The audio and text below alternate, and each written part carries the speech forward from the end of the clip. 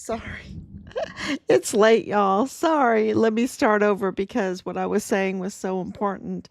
Um, in this, we were coming on very late. Thank you so much. We're coming on very late on day 1710 days since Richard was systematically murdered. The weaponization. It's late, y'all. Sorry. Let me. Yeah, thank you. Um, uh, you know, the weaponization of our military, the weaponization and of the judicial system, the law enforcement system to murder a soldier or a whistleblower soldier. And, you know, the first and foremost, the target was in order to silence Richard, right? Because in order to silence the whistleblowers, and it's just not Richard, it was Glendon Oakley Jr., it was Asia Graham, it was several others. There, Asia Graham's key witness, um, also another Graham. I think he was also a sergeant, Sergeant Graham, not related to her, but that also was a hit and run. He was killed by a hit and run. Um, the target was first and foremost President Trump because he is the chief law enforcement officer of the country. He is the commander in chief of the military. He is the president of the United States. And so, and it, you know, in order to have organized crime using our military infrastructure, using our judicial infrastructure, using um, our taxpayer money, right? You know, absolutely squeezing the taxpayers for millions and billions and even trillions. We see that now. Um, you know, they could not control the president of the United States, and they couldn't control President Trump, whether you like him or not. He they could not control him, and he was absolutely investigating and auditing um, Fort Bliss and El Paso and its ties, and you can tell that he was doing it. It's not just me saying it. With all the proof that we have, it was not, it's not just me saying it and pointing it out.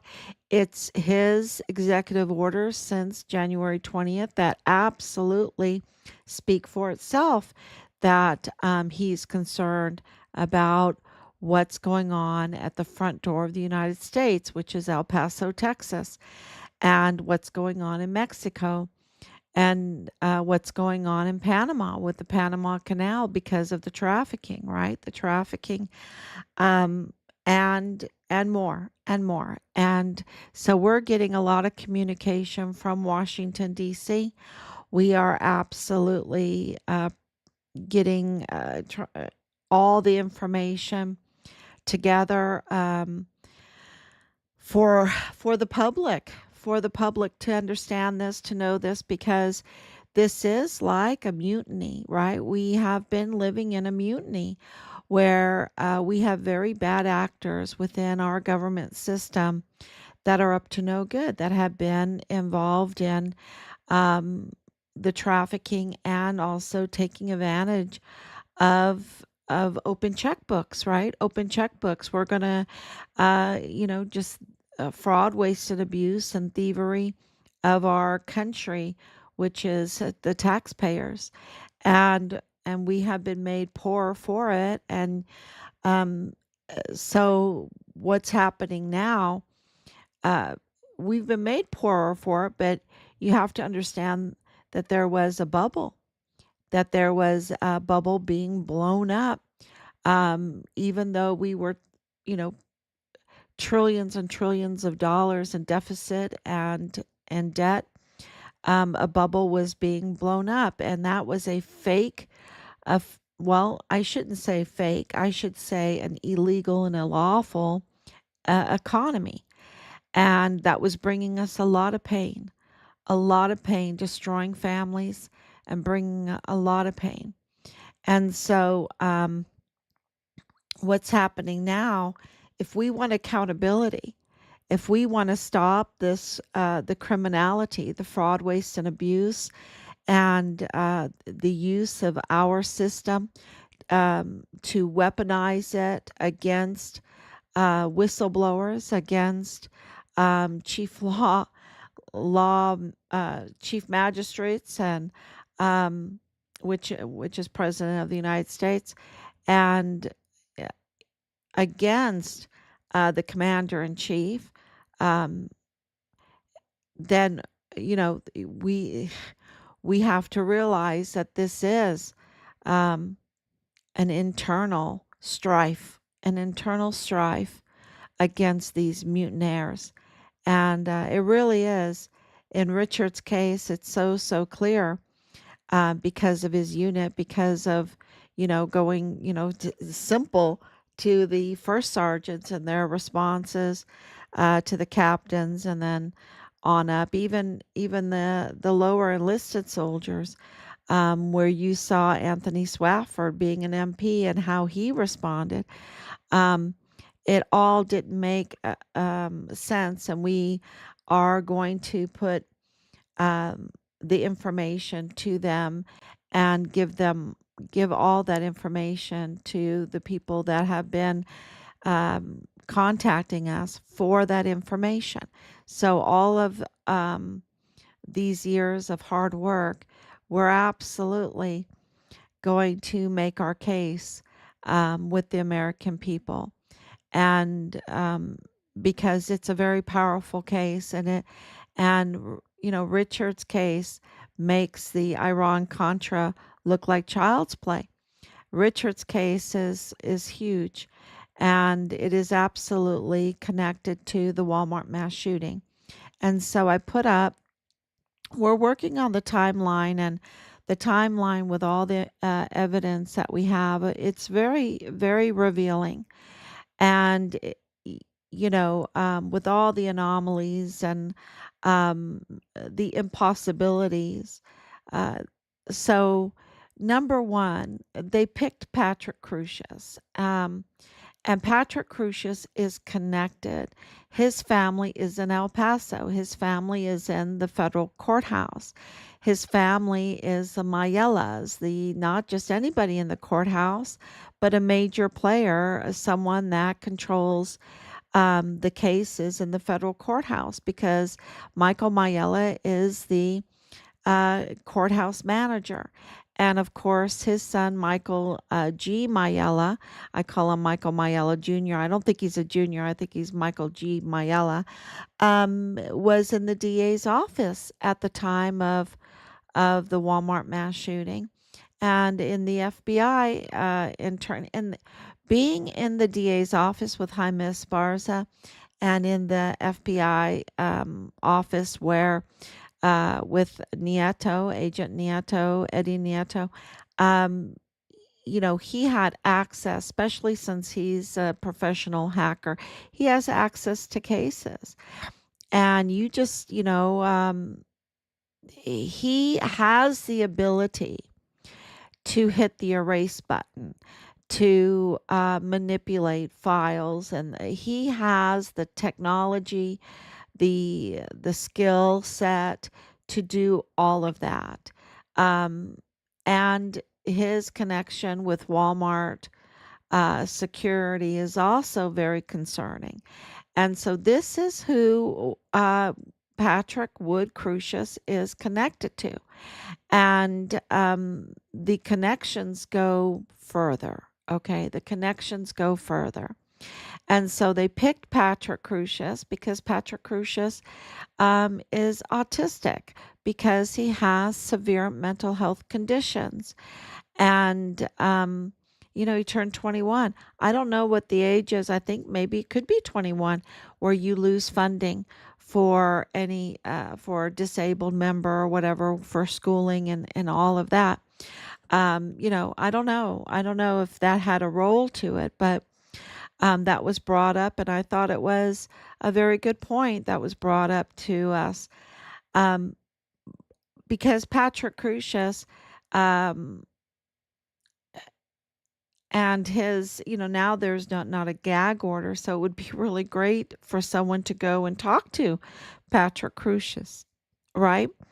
It would be very interesting because um, from all the videos that we've watched and all the articles and everything, he seems to be a very meek person, right? A very meek, he and not a racist, we know that, and um not a white supremacist, uh, you know, and he absolutely, especially at the beginning, the first, now he looks a little bit rough around the edges, right? They've let his hair grow scraggly and everything. And, I don't know what kind of medication he's on um, for his disability. And um, you don't know, 6 years in isolation in a 7 by 7 cell where he's talking to the wall, where he's hallucinating, making himself his invisible friends or whatever. I mean, can you imagine, being in isolation, what that does to a person, right? So, and I'm not trying to pity him or anything. I'm just telling you the facts. Patrick Crusius has not caused any trouble in any of the hearings. Matter of fact, they didn't even let him come to the hearings a lot of times. Um, when he was being yelled at and everything at his sentencing, the worst things they were calling him, he had no attitude at all. He surrendered himself to a Hispanic DPS officer. He, didn't have any,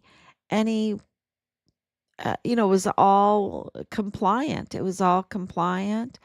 Um, so, you know, what you see of him is not what you read in the manifesto that's attributed to him. Um, the manifesto is all about the weapons and all of, and it's a bunch of stuff. But today I just want to focus on the weapons. Him having all this knowledge about weapons and everything like that, uh, and yet. Um, not taking any time out. There's no logs of him practicing. There's no, it's just him saying, oh, well, I just had a month to do this or whatever. There's a lot of discrepancies. There's a lot of irregularities. There's a lot of things that don't make any sense, that don't add up. And the manifesto doesn't match the man, right? The manifesto doesn't match the man at all. And so, and he's talking about this weapon. He's talking about that it overheats and he has to wear a glove. Well, where's the glove? Where's the glove if he said he's going to wear a glove, right? It seems like a cut and paste from a weapon manual or whatever. Um, and it doesn't seem like it came from him, the manifesto. And so, the other point that we thought was really important that we needed to make is that it repeatedly said that he wasn't going to surrender, um, and talked about that. And so we posted up those quotes too about, he'd have to run out of bullets or, all that. So the manifesto doesn't match the man at all, right? It doesn't match the man. And nothing makes sense on the timeline now because and I'm going to tell you some things that you might not have heard about the timeline that of information that we're getting in. One of the things is that he got there pretty early in the Walmart, and he went inside and bought an orange. Okay, he went inside and bought an orange. So you can say whatever, oh, he cased the place or whatever, or, this is Patrick Crusius. He went in and bought an orange. Um, and then he went out and um, the the dispatches are very, very important to all of this because um, people call 911, and why are these dispatches being sealed? Because you had a very, very busy shopping day, and everyone has a phone, and so they'll call and they'll take pictures and they'll take videos. Where are the dispatches? Where is that information? And so what we reports that we have been getting is that there was a jam in internet. There seems to have been an outage in the internet at Walmart around like 10:30 to 10:37 for 7 minutes. Um, Now, that needs to be, it's from multiple sources. But that's something that I don't think has been widely reported about this jam. Um, because it would explain the lack of dispatches um of 911 calls. So the shooting started at 10:39. So that means that this jamming, this reported jamming, alleged jamming, is between 10:30 and 10:37, and then 2 minutes later, 10:39, when it came back on, that's when the shooting is said to have begun. And it did not begin inside the Walmart; it began in the parking lot. And Memo Garcia was shot in the back. Okay. His wife in the legs, um, guarding his children. Uh, you know, so it started there. It does all of that need to be questioned? I think so. Because, there's so much tampering going on, and we cannot uh, discount that the crime scene was not tampered with, um, because there was um, a, the tampering of the crime scene. We know that by certain individuals, and so how much of it was tampered, right? How much of it was tampered? So So just think about that. He goes in and buys an orange, and the service, the internet service, goes out for 7 minutes. That's alleged. We know that he went and bought an orange. And then he supposedly somebody, an alleged shooter starts shooting in the parking lot, and shoots Memo Garcia outside the Walmart. And then, so that puts it at 10:39. And, how many seconds does that take? How many bullets? What we do know is the picture that they leaked out with Patrick Crucius. There's no shells in the background, okay? There's no shells. So something happened, and the evidence is not jiving with what they tell us, okay? And so then the shooting continues inside, but um, there's not enough time, right?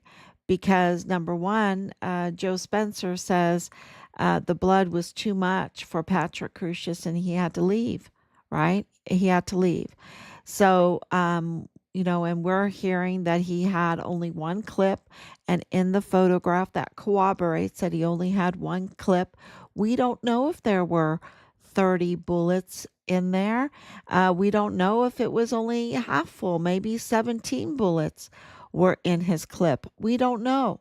We only know that in the picture, it only shows, one clip, right? One clip, that's 30 bullets, 30 rounds. And, we know that he has no skill set when it comes to shooting. We know that he did not practice. We know that he is autistic, that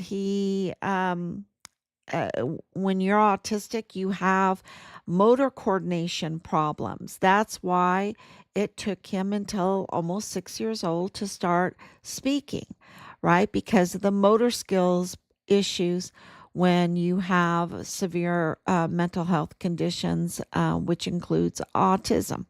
So, for someone with that kind of condition, to use 30 or less rounds and do the damage that he did is absolutely impossible. It's not possible. It's not possible at all. And then with the weapon that he had, which overheats, which jams when you're doing quick shooting or whatever you want to, I'm not well versed in all of the weapon terminology, but when you do the quick shooting, rapid fire, it jams up. And my husband was telling me all about that. Um, because there's like a terminology that you go through when your weapon jams. And I have to get him to tell me one more time. But the weapon was known to overheat. The weapon was known to jam up, to do that kind of rapid fire. You would just have to be amazingly skilled. We know that Patrick Crucius is not amazingly skilled. And so nothing makes sense, nothing adds up, and the manifesto doesn't match the man, right? The manifesto doesn't match the man. And then so that puts you at about 1041. 1041, he's leaving already, right? um so you have 2 minutes where he's doing that kind of, he's having to go through aisles, he's having to talk to people. Remember, there were Ernest Christopher Grant, who I think is absolutely up to no good in all of this. I don't, well, he's a known liar. He's a known liar. He's already a confirmed liar, is saying all these things. But, so the narrative doesn't fit what happened. And, but there's a lot of carnage, a lot of carnage. And, but, but Patrick Crucius walks away. He walks away with no sweat, no throw up, no bodily fluids on him. And that is also just impossible, absolutely impossible when you're talking about that kind of crime scene, that kind of violence. It's just impossible, right? And so you have another impossibility. The timing is impossible. The cleanliness of his shoes and pants and shirt is impossible. His, the skill set is doesn't match. That's impossible. And so here he had to give him 3-4 minutes to get into the car, to drive, to talk to an El Paso police officer. That's his first surrender. Um, and he's they're saying no, leave, leave, go away. And he's like, I'm the shooter. And they're like, leave, go away. Um, so that puts him at 1045, right? 1045. Um, and so he's driving, and he's talking to himself, right? He's talking to himself and saying, wait, this is not how this is supposed to end. I need to make a U-turn. I need to make a U-turn. I need to go back. I'm supposed to die. I'm supposed to die. This is Joe Spencer telling us this part of the story. And so Patrick Crucius, Patsy, has to make a U-turn. So he makes a U-turn and he drives back, and he drives to Sunmount. Viscount in Sunmount, and that's where he's sitting there in the car, and then the DPS, um, it comes up, and anyway, Patrick Crucius then gets out and puts his no glove, right? No glove, no earmuffs, right? The electronic tactical earmuffs, no earmuffs, uh, no residue on him, right? No residue, and the Texas Ranger is Hispanic, right? He's Hispanic, and Patrick Crucius has no problem with it, right? This is just minutes after all this is supposed to have happened, when he had a chance to get away for good, right? Get away for good. But he drives and finds his way to make a U-turn and comes back to Sunmount, and you know, um, and surrenders himself at 11:06. At 11:06. So, um, this is a very busy parking lot. This is a busy store. This is busy roads. It's a Saturday. It's a back to school. There's sales going on. There's a lot of chaos. There's a lot of um, police. But this is the other thing. At 11:11, um, comes, that there's still active, active shooting going on, right? And then at 11:15, um, there's reports of threat, a bomb threat, and being called in about 3 red flowers at the Blue Garden, meaning the garden center at Walmart. And it's supposed to go off at 11:15 or something like this. This is a report. And so we have corroborating information about this bomb threat, and it came out during, we've had this information that there were reports of a bomb threat on August 3rd, 2019 at the Walmart at around 11:15 was the timing. But now, because of the bomb threat lately, we've gotten corroborating information um, uh, that we decided we can tell people about it, right? That there is good evidence that there was a bomb threat that day and also recently, right?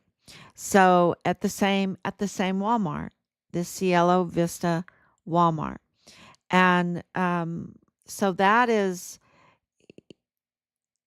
what does that mean to us when Patrick Crucius is in custody at 11:06 and 11:15, um, or 11:11? There's still supposedly active shooters. El Paso police, maybe they're mistaken. Who knows? We need the information. It's they never wanted to go to trial because all of this would have to be discussed, right? All of this would have to be discussed, and nothing makes sense in the narrative, especially this bomb threat would absolutely divert attention from police that are not compromised, right? FBI that are not compromised, that might have to, it's interesting who's a dispatcher and were there other dispatches that meant to divert attention so that, there was, because we have that information about the getaway van, getaway vehicle, um, so, what you would want to divert um, attention to something else. Um, Correct. So, the beginning, the reports are uh, that there's a jam, that people that wanted to call in 911 were, there was a 7-minute break there. I don't know if that's just our what we're getting, um, and it's been corroborated by multiple. So we're letting you know. We're letting you know because there is a different narrative than what the fake narrative is. And clearly, it's a fake narrative. Okay. Clearly, there's been tampering. Clearly, um, it's been botched. You see it with Penny Hamilton, right? Being on this case. It's botched. It's illegal. The seal on the case is illegal. And um, where is the dispatches? Because the dispatches we're being told would also tell us about the white van, right? Um, and it's very interesting that right before it happens, there's a prevention of communication. And then right after it happens, there is a diversion, so, yeah, there is a lot of unanswered questions in the timeline, but I can tell you this, it absolutely is mitigating evidence for Patrick Crusius again, once again. And it is, they chose him and um and his family has absolutely the power, the position, the skill set to participate in a very, very big way, and they need to be questioned in this fraud, in this you know where are they? Where are they? Um, why aren't they being interviewed right now? I mean, because look, you've got Michael Mayella, the manager of the federal courthouse, who has access. You see, it's all about the access. And if you have access, then you can tamper. Then you can tamper. Where is the interviews for him? You would think that he would want to absolutely defend himself, right? Um, but there, and then his son and his daughter's married to Patrick Crusius's brother. And so then, you have his son that absolutely has a position um, to tamper. And he has the skill set to tamper. And not only with the case, but also with Walmart security.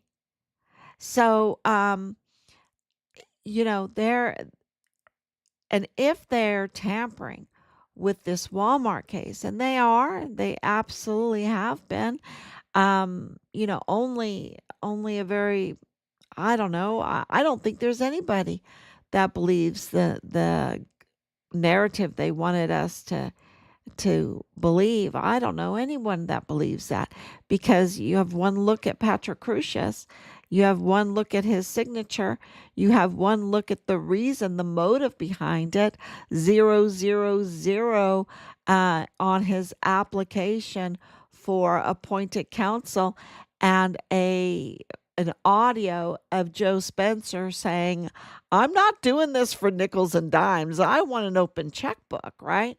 uh, Very clear that this is for the money, and this is the motivation, and it is a crime against all of us because that money is theft against all of us. And so, yes, the victims, they should absolutely be screaming out. And the victims are all of us now because of the theft, the pure theft of millions of dollars, y'all, millions. And, if they do this with this case, and of course they tampered with Richard's case, and how much have they allocated for Richard's case in this whole investigation, the theft of the American people, to use the money that we entrust them to cover up their crimes. That's what's going on here. And there's no doubt in my mind, because one look at the timeline, you see that it's just impossible for any other thing than to uh, suggest that there has to be a different narrative, right? So let me read the comments now. Thank you so much. They are called CAD reports, are the dispatch reports that are public records. Yeah. And where are they? And if there's not very many during 10:30 and 10:37, that corroborates that there was an internet problem, right? That there was a service problem, or right. Um, and I need to get all the terminology right. But yeah. Um, and then our dispatch reports the entire incident. People can request the CAD reports from any agency. Exactly. But I some I believe it was Penny Hamilton that put a seal on the entire case. And that's unheard of. That is absolutely unheard of, especially with this. And her being, an imposter makes it even worse, because they're listening to her. No, they don't need to listen to her. She's an imposter. They need to absolutely respond to the people, and the people would like to know what's in those CAD reports. Thank you so much, Danielle, for letting me know that. And absolutely, we all should, because this crime is not just against Richard, not just against all of the victims, 23 that lost their lives and 22 injured. This is not about, uh, uh, they're absolutely the victims, but they're not the they might be the primary victims, but they're not the only victims, because you're talking about millions of dollars and all of the psychological harm from this going on and on and on. And if they use military because of the M4s at Glendon Oakley Jr., and then of course Glendon Oakley, I should say 24 victims. Um, and I believe there's more. Um, you know, the truth needs to come out, and I think that Glennon Oakley Jr. will be absolutely vindicated, and I think Richard will be. Well, Richard has been vindicated because of his whistleblowing in his case and everything that's going on in that, um, and that is absolutely coming out for everyone to be able to read too. So there's just a lot of work into that, because all the money that we've entrusted into our agencies and our government system to do this kind of work for us, to get justice, to have an oversight. Well, they've betrayed us. They've absolutely betrayed us and charged us to do it, charged us millions and millions of dollars to do it. And so this is a crime against all of us, including the victims uh, that lost their lives. So I think, Danielle, you have a very good point. I think everyone should get out a handy dandy pencil, and start writing. You can tip it on the computer, or you can just write it by hand and send it in, and ask for these CAD reports. Um, I think it's very, very important to have these open records. And they're pretty easy to do once we've done so many of them. They're pretty easy to do.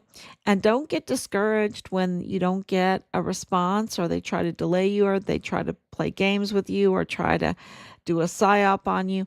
Just keep doing it, keep going on, and know that this is a mutiny. This is You never know who you're going to go up against, and they want to block your open records request, your legal right to know these things.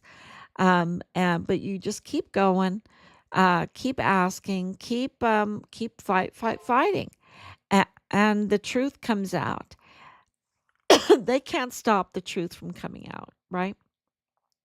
They can try to control it all they want, but they cannot. They just absolutely cannot control the truth. So that is really the uh, gosh. There's so much, but I think that timeline, the whole manifesto language, and what is reality, that the manifesto doesn't fit the man. I think that is a really, really powerful uh, insight and information for everyone to share. So please share that, and I will absolutely be back tomorrow.